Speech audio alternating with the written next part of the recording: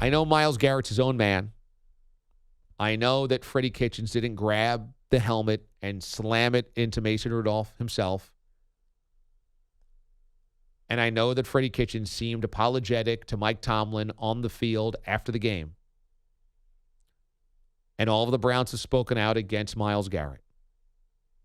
But part of this has got to fall on the head coach. If the Browns were a highly disciplined, organized team that did not beat itself, that did not have a reputation for over-the-top antics, that was not an organization that seemed to be pouring over at the edges every single week,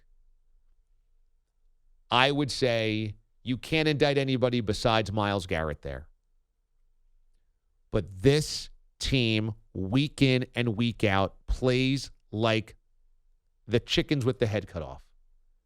They play completely undisciplined, completely disorganized, fly by the seat of your pants, and Kitchens is not nipping any of the discipline stuff in the bud.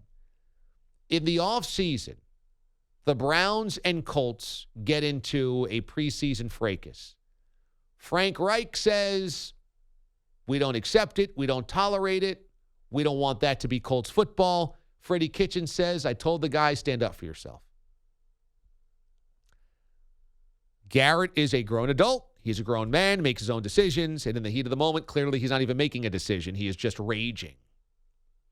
And I'm certainly not here to try to apply level-headed, even-handed logic when you're in the middle of a football war. I mean, that's unrealistic as well. Those guys have so much testosterone and so much blood coursing through their veins and so much adrenaline and so much rage and anger and everything going on that you can't apply what we see as observers to what they should do in the moment. But look, every player over the last however many years, well, every player certainly most years for a long time realize you can't take off somebody's helmet and use it as a weapon. And Myles Garrett did not realize that and did not catch himself. So he deserves the suspension and he deserves the criticism.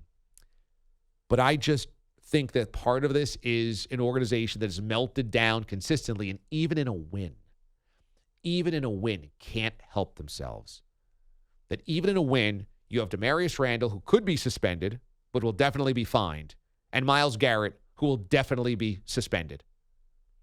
Part of this has to be on the demeanor of the head coach and what he has allowed them to get away with to this point in time.